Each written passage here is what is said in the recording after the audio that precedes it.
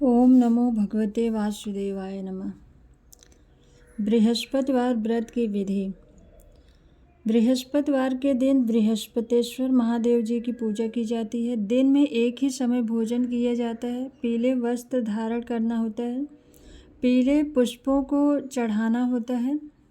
भोजन भी पीले चने की दाल का होना चाहिए। नमक नहीं खाना चाहिए। पीले रंग का फूल, चने की दाल, पीले कपड़े तथा पीले चंदन से पूजन करनी चाहिए। पूजन के पश्चात कथा सुननी चाहिए। इस व्रत के करने से बृहस्पति जी अति प्रसन्न होते हैं तथा धन और विद्या का लाभ होता है। स्त्रियों के लिए यह व्रत अति आवश्यक है। इस व्रत में केले का पूजन करना चाहिए। बृहस्पतिवार व्रत कथा। प्राचीन समय की बात है। भारत में एक राजा राज करते थे। वह बड़ा ही प्रतापी और दानी था। वह नित्य पति मंदिर में दर्शन करने जाता था। वह ब्राह्मण और गुरु की सेवा भी किया करता था। उसके द्वार से कोई भी याचक निराश होकर नहीं लौटता था। वह प्रत्येक गुरुवार को व्रत रखता एवं पूजन करता था। हर एक दिन गरीबों की सहायता करता था, परंतु यह सब बातें उसकी रानी को अच्छी नहीं लगती थी। वह न व्रत करती और न किसी को एक पैसा तक दान में देती तथा राजा से भी दान करने को मना किया करती थी। एक समय की बात है कि राजा शिकार खेलने वन को गए। घर पर रानी और दासी थी। उस समय भगवान बृहस्पति साधु का रूप धारण कर राजा के दरवाजे पर भिक्षा मांगने आए तथा भिक्षा मांगी। तब रानी कहने लगी, हे साधु महाराज, मैं इस दान पुण्य से तंग आ गई हूँ। इस कार्य के लिए तो मेरे पास देव बहुत हैं। अब आप ऐसी कृपा करें कि सारा धन नष्ट हो जाए तथा मैं आराम से रह सकूं। साधु रूपी बृहस्पति देव ने कहा, हे देवी, तुम बड़ी विचित्र हो। संतान और धन से कोई दुखी नहीं होता, इसको तो सभी चाहते हैं। पापी भी पुत्र और धन की इच्छा करता है। अगर तुम्हारे पास धन अधिक है तो भूखे मनुष्यों को भोजन कराओ, प्याऊ लोगों व ब्राह्मणों को दान दो, धर्मशालाएं बनवाओ, कुआं, तालाब, बावड़ी, बाग, बगीचे आदि का निर्माण कराओ तथा निर्धनों की कुंवारी कन्याओं का विवाह कराओ, साथ ही यज्ञ आदि करो। इस प्रकार के कर्मों से आपके कुल का और आपका नाम परलोक में भी सार्थक होगा एवं तुम्हें भी स्वर्ग की प्राप्त होगी। परंतु रानी साधु की इन बातों से खुश नहीं हुई। उसने कहा, हे साधु महाराज, मुझे ऐसे धन की आवश्यकता नहीं जिसको मैं अन्य लोगों को दान देती फिरूं तथा जिसको रखने और संभालने में ही मेरा सारा समय नष्ट हो जाए। साधु ने कहा, हे देवी, यदि तुम्हारी ऐसी इच्छा तो ऐसा ही होगा। मैं तुम्हें उपाय बताता हूँ, वैसा ही करना। बृहस्पतिवार के दिन घर आंगन को गोबर से लेपना, अपने केशों को पीली मिट्टी से धोना, केशों को धोते समय स्नान करना, राजा से कहना वह हजामत करवाएं, भोजन में मांस मदिरा खाना, कपड़ा धोबी के यहाँ धुलने डालना। इस प्रकार 7 बृहस्पतिवार करने से तुम्हारा सब धन नष्ट हो जाएगा। यह कहकर साधु महाराज रूपी बृहस्पति देव अंतर ध्यान हो गए। रानी ने साधु के कहने के अनुसार 7 बृहस्पतिवार तक वैसा ही करने का विचार किया। साधु के बताए अनुसार कार्य करते हुए केवल 3 बृहस्पतिवार ही बीते थे कि उसकी समस्त धन संपत्ति नष्ट हो गई। भोजन के लिए दोनों समय परिवार तरसने लगा तथा सांसारिक भोगों से दुखी रहने लगा।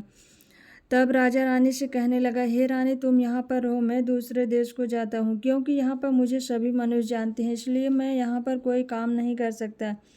मैं अब परदेश जा रहा हूँ, वहाँ कोई काम धंधा करूँगा, शायद हमारे भाग्य बदल जाएं। ऐसा कहकर राजा परदेश चला गया। वहाँ जंगल से लकड़ी काट कर लाता और शहर में बेचता रहा। इस तरह जीवन व्यतीत करने लगा। इधर राजा के घर रानी और दासियां दुखी रहने लगी। किसी दिन भोजन मिलता और किसी दिन जल पीकर ही रह जाती थी। एक समय रानी और दासियों को 7 दिन बिना भोजन के व्यतीत करने पड़े। तो रानी ने अपनी दासी से कहा, हे दासी, यहाँ पास ही के नगर में मेरी बहन रहती है, वह बड़ी धनवान है। तो उसके पास जाओ और वहाँ से 5 शेर बेझर मांग के ले आ, जिससे कुछ समय के लिए गुजारा हो जाएगा। दासी रानी की बहन के पास गई तो रानी की बहन उस समय पूजा कर रही थी। बृहस्पतिवार का दिन था। दासी ने रानी की बहन से कहा, हे रानी, मुझे आपकी बहन ने भेजा, मुझे 5 शेर बेझर दे दो। दासी ने यह बात अनेक बार कही, परंतु रानी की बहन ने कोई उत्तर नहीं दिया, क्योंकि वह उस समय बृहस्पतिवार की कथा सुन रही थी।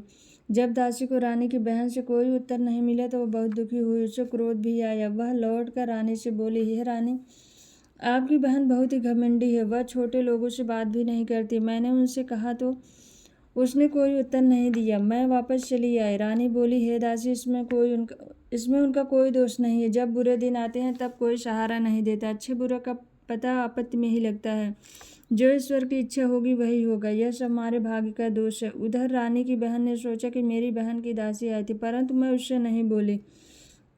इससे वह बहुत दुखी हुई होगी। यह सोच कथा को सुन और विष्णु भगवान का पूजन समाप्त कर वह अपनी बहन के घर गई और कहने लगी, हे बहन, मैं बृहस्पतिवार का व्रत कर रही थी। तुम्हारी दासी हमारे घर आई थी, परंतु जब तक कथा होती है तब तक न उठते हैं न लोग बोलते हैं, इसलिए नहीं बोली। कहो दासी क्यों गई थी? रानी बोली, बहन, हमारे घर अनाज नहीं था। वैसे तुमसे कोई बात छिपी नहीं है, इसी कारण मैंने दासी को तुम्हारे पास 5 सेर भेजन लेने के लिए भेजा था। रानी की बहन बोली, बहन देखो, बृहस्पति भगवान सभी की मनोकामना पूर्ण करते हैं। देखो, शायद तुम्हारे घर में अनाज रखा हो। यह सुन दासी घर के अंदर गई तो वहाँ उसे एक घड़ा भेजा का भरा मिल गया। उसे बड़ी हैरानी हुई, क्योंकि उसने एक एक बर्तन देख लिया था। उसने बाहर आकर रानी को बताया। दासी अपनी रानी से कहने लगी, हे रानी, देखो, वैसे हमको जब अन्न नहीं मिलता तो हम रोज ही व्रत करते हैं। अगर इनसे व्रत की विधि कथा पूछ ली जाओ तो उसे हम भी किया करेंगे। दासी के कहने पर रानी ने अपनी बहन से बृहस्पतिवार व्रत के बारे में पूछा। उसकी बहन ने बताया, हे रानी बहन, बृहस्पतिवार को सूर्योदय से पूर्व उठकर स्नान करके बृहस्पतिवार का व्रत करना चाहिए, लेकिन उस दिन सिर नहीं धोना चाहिए। बृहस्पतिवार के व्रत में चने की दाल व मुनक्कों से विष्णु भगवान के केले के वृक्ष के जड़ में पूजन करें तथा दीपक जलावें। उस दिन एक ही समय भोजन करें। भोजन पीले खाद्य पदार्थ का करें तथा कथा सुने। इस प्रकार करने से गुरु भगवान प्रसन्न होते हैं, अन्न पुत्र धन देते हैं। इस तरह व्रत और पूजन की विधि बताकर रानी की बहन अपने घर लौट गई। रानी और दासी दोनों ने निश्चय किया कि वे बृहस्पति भगवान का पूजन जरूर करेंगे। 7 दिन बाद जब बृहस्पतिवार आए तो उन्होंने व्रत रखा। गुड़साल में जाकर चना और गुड़ बिन लाए तथा उसकी दाल से केले की जड़ में विष्णु भगवान का पूजन किया। अब भोजन पीला कहाँ से आओ? बेचारी बड़ी दुखी हुई, परंतु उन्होंने व्रत किया था, इस कारण बृहस्पति देव भगवान प्रसन्न हुए। वे एक साधारण व्यक्ति के रूप में 2 थालों में सुंदर पीला भोजन लेकर आए और दासी को देकर बोले, हे दासी, यह तुम्हारे और रानी के लिए भोजन है, तुम दोनों करना। दासी भोजन पाकर बड़ी प्रसन्न हुई और रानी से बोली, रानी जी, भोजन कर लो। रानी को भोजन आने के बारे में कुछ पता नहीं था, इसलिए वह दासी से बोली, जा तू ही भोजन कर, क्योंकि तू हमारे व्यर्थ में हंसी उड़ाती है। दासी बोली, एक व्यक्ति अभी भोजन दे गया है। रानी कहने लगी, वह भोजन तेरे लिए दे गया है, तू ही भोजन कर। दासी ने कहा, वह व्यक्ति हम दोनों को 2 थालों में भोजन दे गया है, इसलिए मैं और आप दोनों ही साथ साथ भोजन करेंगे। फिर दोनों ने गुरु भगवान को नमस्कार कर भोजन प्रारंभ किया। उसके बाद से वे प्रत्येक बृहस्पतिवार को गुरु भगवान का व्रत और पूजन करने लगे। बृहस्पति भगवान की कृपा से उसके पास फिर धन हो गया। परंतु रानी फिर पहले की तरह से आलस करने लगी। तब दासी बोली, देखो रानी, तुम पहले इस प्रकार आलस करती थी, तुम्हें धन के रखने में कष्ट होता है, इस कारण सभी धन नष्ट हो गए। अब गुरु भगवान की कृपा से धन मिला है तो फिर तुम्हें आलस होता है। बड़ी मुसीबतों के बाद हमने यह धन पाया है, इसलिए हमें दान पुण्य करना चाहिए। भूखे मनुष्य को भोजन कराओ, प्याऊ लगवाओ, ब्राह्मणों को दान दो, कुआं, तालाब, बावड़ी आदि का निर्माण करवाओ, मंदिर पाठशाला बनवाकर दान दो, कुंवारी कन्याओं का विवाह कराओ, धन को शुभ कार्यों में खर्च करो, जिससे तुम्हारे कुल का यश बढ़े तथा स्वर्ग प्राप्त हो और पितृ भी प्रसन्न हो। दासी की बात मानकर रानी ने इसी प्रकार के कर्म करने प्रारंभ कर दिए, जिससे उसका काफी यश फैलने लगा। एक दिन रानी और दासी आपस में विचार करने लगी, न जाने राजा किस प्रकार से होंगे, उनकी कोई खोज खबर नहीं है। गुरु भगवान से उन्होंने प्रार्थना की और भगवान ने रात में राजा से स्वप्न में कहा, हे राजा, उठ, तेरी रानी तुझको याद करती है, अपने देश को लौट जा। राजा प्रातःकाल उठकर जंगल से लकड़ियाँ काट कर लाने के लिए जंगल की ओर चल पड़ा। जंगल से गुजरते हुए वह सोचने लगा, रानी की गलती से कितने दुख भोगने पड़े। राजपाट छोड़कर उसे जंगल में आकर रहना पड़ा। जंगल से लकड़ियाँ काटकर उन्हें बेचकर गुजारा करना पड़ा। उसी समय उस जंगल में बृहस्पति देव एक साधु का रूप धारण कर आए और राजा के पास आकर बोले, हे लकड़हारे, तुम इस सुनसान जंगल में किस चिंता में बैठे हो, मुझे बतलाओ। यह सुन राजा के नेत्रों में जल भर आया और साधु की वंदना कर बोला, हे प्रभु, आप सब कुछ जानने वाले हो। इतना कर राजा ने साधु को अपनी संपूर्ण कहानी सुना दी। महात्मा तो स्वभाव से ही दयालु होते हैं। वे राजा से बोले, हे राजा, तुम्हारी पत्नी ने बृहस्पति देव के प्रति अपराध किया था, जिसके कारण तुम्हारी यह दशा हुई। अब तुम किसी प्रकार की चिंता मत करो, भगवान तुम्हें पहले से अधिक धन देंगे। देखो, तुम्हारी पत्नी ने बृहस्पतिवार का व्रत करना प्रारंभ कर दिया है। अब तुम भी बृहस्पतिवार का व्रत करके चने की दाल, गुड़ व जल को लोटे में डालकर केले के पत्ते से भगवान विष्णु का पूजन करो, फिर कथा कहो और सुनो, भगवान तुम्हारी सब कामनाओं को पूर्ण करेंगे। साधु को प्रसन्न देखकर राजा बोला, हे प्रभु, मुझे लकड़ी बेचकर इतना पैसा ही नहीं मिलता जिससे भोजन करने के उपरांत कुछ बचा सकूं। मैंने रात में अपनी रानी को व्याकुल देखा है। मेरे पास कोई साधन नहीं जिससे समाचार जान सकूं। फिर मैं बृहस्पतिवार की कौन सी कहानी कहूँ या सुनूं? मुझको तो कुछ भी मालूम नहीं है। साधु ने कहा, हे राजा, तुम किसी बात की चिंता मत करो। भगवान बृहस्पतिवार के दिन तुम रोजाना की तरह लकड़ियाँ लेकर शहर में जाओ। तुम्हें रोज से दुगना धन प्राप्त होगा जिससे तुम भली भांति भोजन कर लोगे तथा बृहस्पति देव की पूजा का सामान भी आ जाएगा। बृहस्पति देव की कहानी इस प्रकार है। प्राचीन काल में एक बहुत ही निर्धन ब्राह्मण था। उसके कोई संतान नहीं थी। वह नित्य पूजा पाठ करता, परंतु उसकी स्त्री बहुत मलिनता के साथ रहती थी। वह न स्नान करती, न किसी देवता का पूजन करती। प्रातःकाल उठते ही सर्वप्रथम भोजन करती, बाद में कोई अन्य कार्य करती। ब्राह्मण देवता बड़े दुखी थे। पत्नी को बहुत समझाते किंतु उसका कोई परिणाम न निकलता। भगवान की अनुकंपा से एक समय उस ब्राह्मण की पत्नी गर्भवती हुई और 10वें महीने एक सुंदर कन्या को जन्म दिया। निर्धन ब्राह्मण कन्या के जन्म से बहुत दुखी हुआ। धीरे धीरे ब्राह्मण की कन्या बड़ी होने लगी। बचपन से उस कन्या की रुचि भगवान विष्णु की पूजा में थी। वह प्रातः उठते ही स्नानात करके भगवान विष्णु की पूजा करने मंदिर में जाती थी। बृहस्पतिवार को व्रत करके विधिवत पूजा पाठ करती थी। पूजा पाठ के बाद वह पढ़ने के लिए पाठशाला में जाती थी। घर से चलते हुए मुट्ठी भर जौ साथ लेकर जाती और पाठशाला के रास्ते में थोड़े थोड़े जौ गिराती जाती। जब वो पाठशाला से घर लौटी तो जौ के वह दाने सोने में बदले हुए मिलते थे। लड़की सभी सोने के दाने बीन लाती थी। एक दिन जब वो सोने के दानों को साफ कर रही थी तो उसकी माँ ने कहा, बेटी, सोने के दाने साफ करने के लिए सोने का सूप भी होना चाहिए। अगले दिन बृहस्पतिवार था।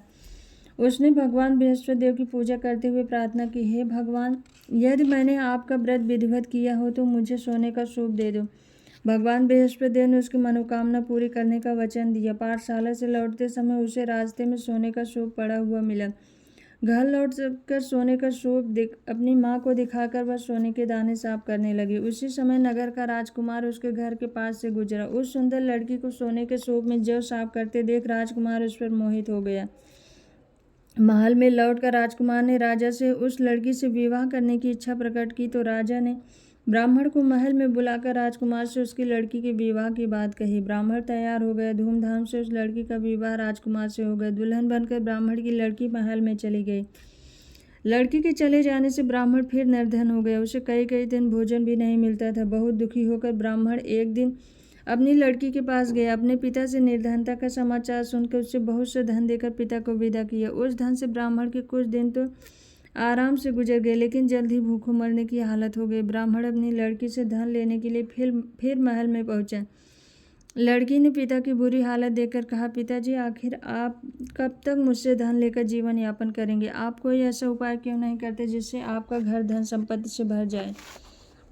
ब्राह्मण ने कहा, मैंने तेरी माँ को बहुत समझा लिया, पर उसकी समझ में कुछ नहीं आता। उसका फूहड़पन नष्ट हो तो घर की निर्धनता भी दूर हो जाए। तब कुछ सोचकर लड़की ने पिता से कहा, पिताजी, आप कुछ दिनों के लिए माँ को मेरे पास छोड़ जाओ। तब कुछ सोचकर ब्राह्मण पत्नी को लड़की के पास महल में छोड़ आया। लड़की ने अपनी माँ से कहा, माँ, तुम प्रातःकाल उठकर स्नानात करके भगवान बृहस्पति देव की पूजा अवश्य करना। पूजा करने से तुम्हारी निर्धनता अवश्य दूर हो जाएगी। लेकिन उसकी माँ ने उसकी कोई बात नहीं मानी। तब क्रोधित होकर लड़की ने अपनी माँ को एक कक्ष में बंद कर दिया। सूर्योदय के समय माँ को उठाकर जबरदस्ती उसे स्नान कराया और फिर मंदिर में ले जाकर भगवान बृहस्पति देव की पूजा कराई। कुछ दिनों तक ऐसा करने से माँ की बुद्धि में परिवर्तन हुआ और वह स्वयं बृहस्पतिवार का व्रत रखने लगे। उसके व्रत रखने से ब्राह्मण के घर में भगवान विष्णु की अनुकंपा से धन की वर्षा होने लगी। दोनों पति पत्नी धन संपत्ति पाकर आनंद पूर्वक जीवन यापन करते हुए विष्णु धाम को चले गए। लकड़हारा बने राजा ने उन साधु से भगवान बृहस्पति देव की यह कथा सुनकर बृहस्पतिवार का व्रत करके भगवान विष्णु की पूजा की। उस दिन से उसके सभी क्लेश दूर हुए। लेकिन अगले बृहस्पतिवार को कामकाज में अधिक व्यस्त रहने के कारण उसने भगवान बृहस्पति देव का व्रत नहीं किया। भगवान बृहस्पति देव लकड़हारे से क्रोधित हो गए और उसे भूल की सजा दी। उस दिन नगर के राजा ने नगर में घोषणा करके सबको सूचित किया, प्रत्येक नागरिक मेरे महल में भोजन करने आए। जो नहीं आएगा उसे अपराधी मानकर भारी दंड दिया जाएगा। लकड़हारा बने राजा ने उस नगर के राजा की घोषणा तो सुनी, लेकिन जंगल से लकड़ी काट कर लाने और उन्हें बेचने में देर हो जाने के कारण वह समय पर महल में भोजन करने नहीं जा सका। अतः राजा के सैनिक लकड़हारे को पकड़कर महल में ले गए। राजा ने उसे महल के एक कक्ष में बैठाकर भोजन कराया। उस कक्ष में एक खूंटी पर रानी का सोने का हार लटका हुआ था। लकड़हारा अकेला उस कक्ष में भोजन कर रहा था। तभी उसने एक आश्चर्यजनक घटना घटती देखी। देखते ही देखते वह खूंटी हार को निगल गई। थोड़ी देर के बाद राजा ने हार को गायब देखा तो लकड़हारे को कारागावास में डलवा दिया। लकड़हारा मन ही मन अपने भाग्य को कोसने लगा। तभी उसे जंगल में मिले साधु का स्मरण हो आया। थोड़ी देर में भगवान बृहस्पतिदेव सन्यासी के रूप में उसके सामने प्रकट हुए और कहा, हे लकड़हारे, तूने भगवान बृहस्पतिदेव की पूजा नहीं की, इसी कारण तुम्हें कष्ट हुआ है। लेकिन अब चिंता मत कर। बृहस्पतिवार के दिन कारागार के दरवाजे पर तुम्हें कुछ पैसे पड़े मिलेंगे। उन पैसों से भगवान बृहस्पतिदेव की पूजा करके